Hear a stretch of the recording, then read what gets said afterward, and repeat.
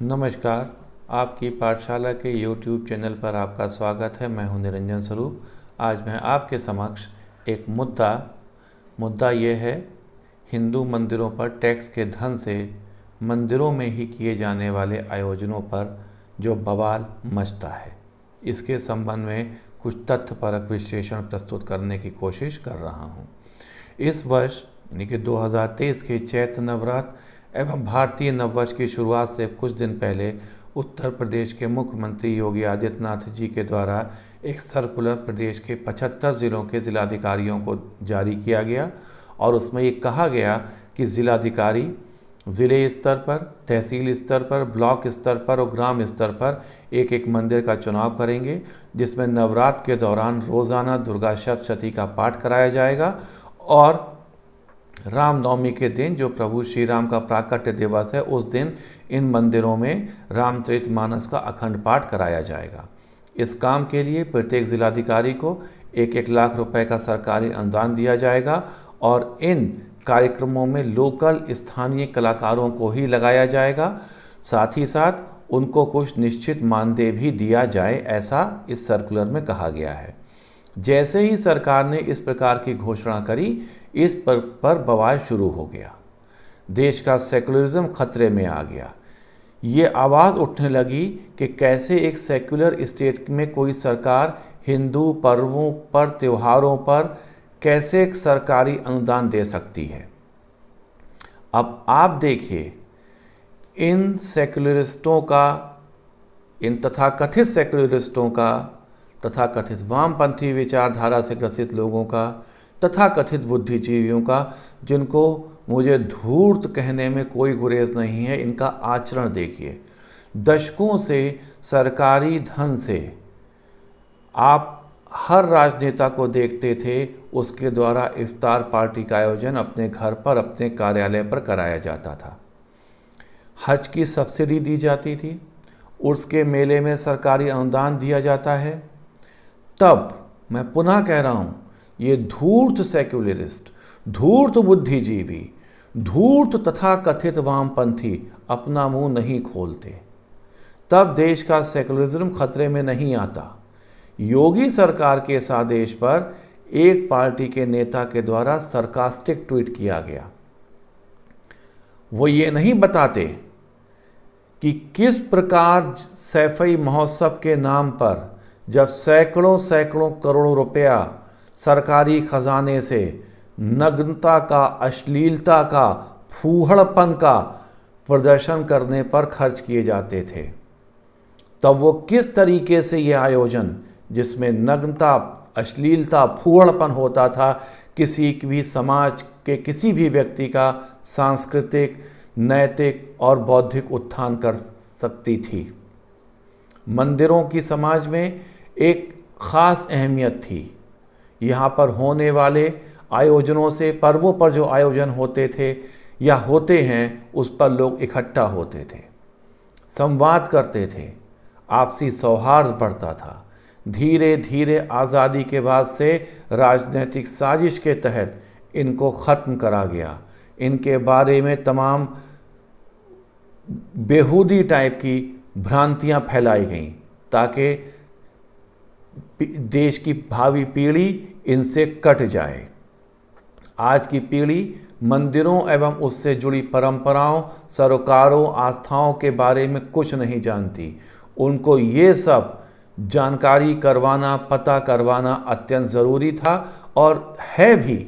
शायद इसीलिए ये सरकार का निर्णय बहुत ही ज़्यादा प्रशंसनीय हो जाता है। ये एक हिंदू नवजागरण, हिंदू परंपराओं, हिंदू संस्कारों की पुनर्स्थापना में एक मील का पत्थर साबित होगा, ऐसा मेरा विश्वास है।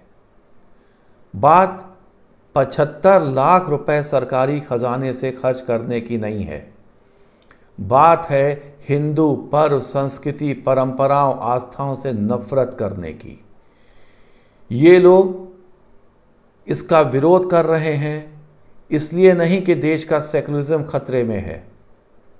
अगर मैं इन्हीं लोगों से पूछना चाहता हूँ कि ये लोग ये बताएं कि कैसे एक सेक्युलर स्टेट में एक सेक्युलर सरकार किसी भी देश की सेकुलर सरकार केवल हिंदू मंदिरों से जो भी उन पर चढ़ावा दान इत्यादि आता है उस पर से टैक्स ले सकती है, और केवल और केवल हिंदू मंदिरों को ही सरकारी नियंत्रण में रख सकती है, जबकि अन्य किसी भी मज़हब या पंथ का कोई भी उपासना स्थल सरकार के नियंत्रण में नहीं है।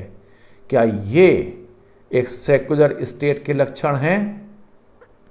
प्रत्येक वर्ष सरकारें, देश की हो, प्रदेश की हो, केंद्र की हो, जो भी सरकार हो, सैकड़ों सैकड़ों करोड़ों रुपए तक हिंदू मंदिरों से टैक्स के वसूल चुकी हैं, मगर वो हिंदू मंदिरों पर खर्च उसका 1/1000वां हिस्सा भी नहीं होता है। जो भी हिंदू मंदिरों पर से टैक्स आता है वो हिंदुओं के अन्य मंदिरों पर भी नहीं खर्च होता है, वरन अन्य मजहब पंथों के उपासना स्थलों पर खर्च किया जाता है। ये कैसे एक सेकुलर स्टेट में हो सकता है? उस समय देश का सेकुलरिज्म खतरे में नहीं आता। यहाँ पर यह भी बात हमको देखना चाहिए कि बहुत से क्या, कुछ ही एक दो हैं, कुछ ही एक दो मजहबी गुरुओं को सरकारी खजाने से तनख्वाह दी जाती है।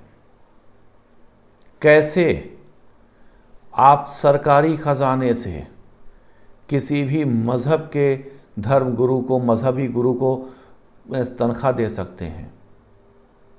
और तो ये मामला तब और गंभीर हो जाता है जब आप उनसे कुछ लेते नहीं हैं, और जहां आप धन लेते हैं, टैक्स लेते हैं, उनको आप कुछ नहीं देते।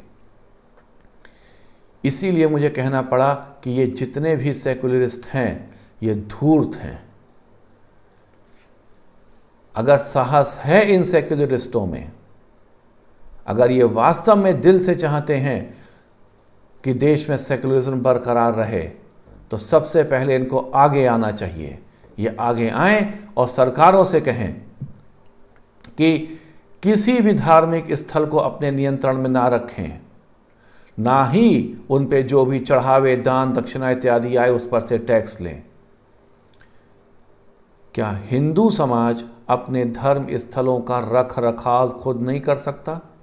क्या वो इतना असक्षम है, या अन्य लोग इतने ज़्यादा सक्षम हैं कि वो अपने पूजा उपासना स्थलों के रख रखाव स्वयं कर सकते हैं?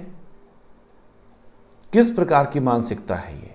यहाँ पर एक बात और भी कहने में आती है कि जिस दिन योगी सरकार का ये सर्कुलर आया उस दिन एक टीवी डिबेट आ रही थी, सरकार का ही एक प्रतिनिधि उस पर अटैक हो रहे थे और वो डिफेंसिव मुद्रा में दिख रहा था। मुझे ताज्जुब है क्यों नहीं उस सरकारी प्रतिनिधि प्रवक्ता के द्वारा ये कहा गया कि अगर हम मंदिरों को 75 लाख रुपए अब की बार नवरात्र में दे रहे हैं तो ये उन्हीं के द्वारा, उन्हीं के से लिया गया पैसा है जो हम किसी न किसी रूप में दे रहे हैं, ना हम आपसे कुछ लेते हैं और वरन उस आपको हम दे ही देते हैं। वो भी हमको, और अगर आप वो उस डिबेट को देखे होंगे तो वो डिफेंसिव नज़र आए होंगे। उनको स्पष्ट रूप से कहना चाहिए था कि हाँ, हमने इस बार भी दिया है और जब तक हैं तब तक देते रहेंगे। सरकारों की भी इसमें हीला हवौली, ढीला रवैया इस स्थिति के लिए जिम्मेदार है। आप मंदिरों से टैक्स मत लीजिए, एक पैसा टैक्स का मत लीजिए, फिर आप देने के लिए भी बाध्य नहीं होंगे। ना आपको किसी भी मंदिर में पर्व इत्यादि के आयोजन पर आपको कोई भी अनुग्रह राशि कोई भी धनराशि देनी पड़ेगी। और मुझे पूरा भरोसा है कि ना ही हिंदू समाज का कोई व्यक्ति आपसे कुछ मांगने जाएगा। हिंदू पर्व त्योहारों पर नफरत यहीं तक सीमित नहीं है। दिवाली पर पटाखे चलाए जाए तो वायु प्रदूषण होता है, लेकिन नए साल पर जब पटाखे चलाए जाते हैं तो उसके फोटोज, उसकी सेल्फीज सोशल मीडिया पे गर्व से पोस्ट करी जाती हैं और कोई व्यक्ति उस पे आक्षेप नहीं लगाता कि अब पटाखों से क्या प्रदूषण नहीं हो रहा है। होली पर पानी की बर्बादी का राग गाया जाता है, उससे इकोसिस्टम में इम्बैलेंस क्रिएट होने लगता है। लेकिन जब किसी विशेष दिन लाखों लाख पशु काट दिए जाएं तो उस दिन इकोसिस्टम में इम्बैलेंस नहीं क्रिएट होता है। आप नाम लेते जाइए, ऐसे न जाने कितने ही प्रकरण आपको मिलेंगे जहां पर जब भी कभी हिंदुओं के पर्व त्योहार इत्यादि का मसला आएगा उस पर हमला किया जाएगा, चाहे वो बौद्धिक रूप से हो, अपने शब्दों के माध्यम से हो या हिंसात्मक हो। हमने देखा है पिछले साल किस तरीके से रामनवमी और हनुमान जयंती के जुलूसों पर पत्थरबाजी और हथियारों से हमला इत्यादि इत्यादि किया गया। सनातनी हिंदू समाज सहनशील है, वो सब कुछ सहता है और कुछ नहीं कहता है। और ना एक उदाहरण ऐसा देखने को नहीं मिलेगा जहां कभी भी किसी सनातनी हिंदू समाज के व्यक्ति ने किसी अन्य मज़हब, पंथ इत्यादि के त्योहारों के जो जुलूस हैं उन पर पत्थरबाजी की हो, हथियारों से हमला किया हो। वो कोई विरोध नहीं करता है, ना ही कोई हिंसक रुख अपनाता है, परंतु इन सब की भी एक सीमा होती है। हमें ये याद रखना चाहिए कि किस प्रकार से जब प्रभु श्री राम सागर के तट पर पहुँचे थे और सागर से उन्होंने विनय की थी सबसे पहले कि उनको और उनकी सेना को सागर से पार जाने के लिए सागर रास्ता दे दे। वो 3 दिन तक विनय करते रहे, प्रार्थना करते रहे। तब अंत में तुलसीदास जी अपनी रामचरितमानस में लिखते हैं, जब 3 दिन तक सागर अपनी ढिठाई पर से बाज नहीं आया, ढीठ पने पर डटा रहा, तो प्रभु श्री राम ने यही कहा, विनय न माने जलधि जड़ गए 3 दिन बीत, बोले राम सकोप तब भय बिन होई न प्रीत। अंत में जब उन्होंने ये कहा और धनुष बाण पे प्रत्यंचा चढ़ाई, तब जाके सागर की अकल ठिकाने आती है। वो प्रकट होता है, प्रभु श्री राम से क्षमा मांगता है, माफ़ी मांगता है और उनको सागर के पार जाने का रास्ता दिखाता है। जब प्रभु श्री राम लंका पहुंच गए, उन्होंने रावण के पास युद्ध से पहले अंतिम संदेश भेजा और ये कहा कि देवी सीता को बाइज्जत छोड़ दीजिए, हम ससम्मान उनको वापस कर दीजिए, हम यहाँ से चले जाएंगे, हम युद्ध नहीं करेंगे। परंतु वो अहंकारी रावण नहीं माना, अपने अहंकार की मद में चूर था। आगे क्या हुआ हम सब इतिहास में जानते हैं। महाभारत काल में भी हमें यही देखने को मिलता है। पांडवों ने क्या क्या अत्याचार पीड़ाएं नहीं सही, उनकी पत्नी का कितना अपमान किया गया, लेकिन फिर भी वो लोग युद्ध नहीं चाहते थे, शांति चाहते थे। उन्होंने शांति का ही प्रस्ताव रखा। उनके इस प्रस्ताव को लेकर योगेश्वर श्री कृष्ण कौरवों के पास गए और केवल पांडवों के लिए 5 गांव मांगे और ये कहा कि पांडव सब कुछ भूल जाएंगे, शांति से रहेंगे, केवल 5 गांव दे दीजिए। कौरवों का भी अहंकार सर चढ़ के बोल रहा था, वो नहीं माने।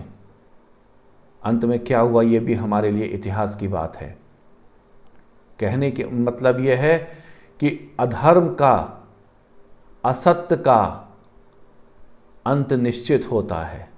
विजय सत्य की और धर्म की ही होती है।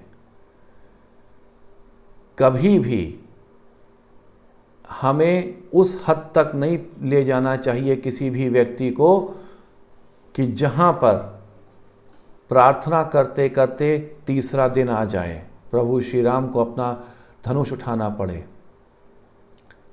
मैं सबसे यही कहना चाहता हूं, जो भी लोग विरोध कर रहे हैं या करते हैं या करने की मानसिकता रखते हैं, ये सब विरोध अब बंद होने चाहिए।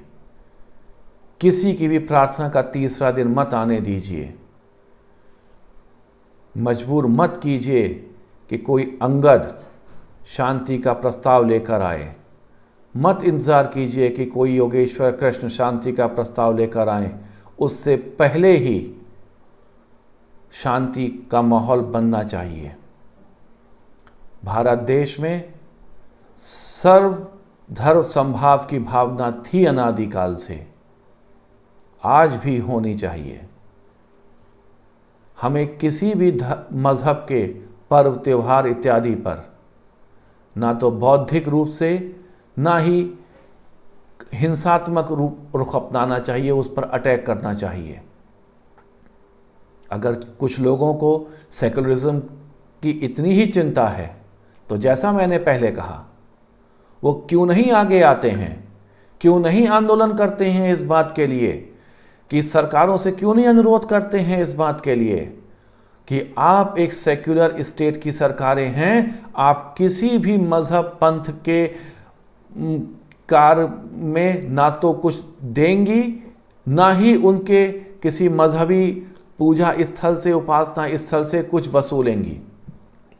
अगर आप में नैतिकता है तो आपको आगे आना चाहिए। और यहाँ पे दोष सरकारों का भी कम नहीं है। ये मांगें उठती हैं, भविष्य में भी उठेंगी, क्योंकि लोगों को ये दिखाई पड़ता है कि कोई सरकार किसी एक मजहब विशेष पर कुछ खर्च कर रही है सरकारी खजाने से, लेकिन उनको उसके पीछे की सच्चाई नहीं मालूम होती कि वो तो एक 1000वां या 1/4 हिस्सा भी नहीं होता है। जो सरकारें टैक्स के रूप में हजारों हजार करोड़ रुपया लेती हैं, वो कहाँ खर्च होता है मंदिरों के ऊपर या उस समाज के ऊपर। सरकारों को भी चाहिए, कम से कम जो वर्तमान सरकार है उसको चाहिए। आपने धारा 370 हटाने का मादा दिखाया, आप अन्य क्रांतिकारी कदम उठाने का मादा रखते हैं, क्या आप संसद में विधेयक लाके छोटा सा ये काम नहीं कर सकते? कि क्या आप हिंदू मंदिरों को सरकारी नियंत्रण से मुक्त नहीं कर सकते? उनके ऊपर जो भी चढ़ावे में, दान इत्यादि में धनराशि आती है उसको टैक्स से, उस पर टैक्स लेना ख़त्म कर दें? क्या आप में इतना साहस नहीं है? या आप में इतना साहस नहीं है कि आप सभी मजहबों पंथों के जो भी उपासना स्थल है उन सबको टैक्स के दायरे में ले आएं, उन सब पे सरकारी नियंत्रण लागू कर दें? अब समय आ गया है कि वर्तमान सरकार को इस मुद्दे पर ढुलमुल रवैया नहीं अपनाना चाहिए। एक स्पष्ट संविधान की भावना के अनुरूप कार्य करना चाहिए। हिम्मत दिखाइए। 1872 का जो कानून चला आ रहा है, जो आज़ादी के बाद ख़त्म हो जाना चाहिए था, लेकिन केवल और केवल हिंदुओं के मंदिरों पर ही लागू रहा। आपने बहुत क्रांतिकारी कदम उठाए हैं। धारा 370 हटाने के बारे में कोई सोच भी नहीं सकता था, आपने वो करके दिखाया। तो मेरा सरकार से यही अनुरोध है कि ये तो बहुत छोटा सा काम है। संसद में एक सिंपल बहुमत से, साधारण बहुमत से ये विधेयक आप ला सकते हैं और हिंदू मंदिरों को सरकारी नियंत्रण से आज़ाद कर सकते हैं। फिर कोई भी हिंदुओं के पर्व त्योहारों पर आपको अनुदान देने की आवश्यकता स्वयं से नहीं पड़ेगी और कोई मांगने तो आपके पास जाएगा ही नहीं। और कम से कम समाज में जो ये संदेश जाता है, जिन लोगों को ये मुद्दे उठाकर विभिन्न समुदायों के बीच नफरत पैदा करने का, मनमुटाव पैदा करने का मौका मिलता है, कम से कम वो ख़त्म हो जाएगा। साथियों, आज के अंक में इतना ही। मैंने आपके समक्ष इस मुद्दे पर तथ्यपरक विश्लेषण प्रस्तुत किया है। आपको कैसा लगा, मेरा आपसे अनुरोध है इसको कमेंट बॉक्स में लिखकर ज़रूर बताइएगा। और आपसे अनुरोध है कि आप इस चैनल को देखिए, लाइक कीजिए, शेयर कीजिए और सब्सक्राइब ज़रूर कीजिए। अगले अंक में फिर किसी नए मुद्दे के साथ मैं आपके समक्ष एक तथ्यपरक विश्लेषण लेकर प्रस्तुत होऊंगा। तब तक के लिए नमस्कार।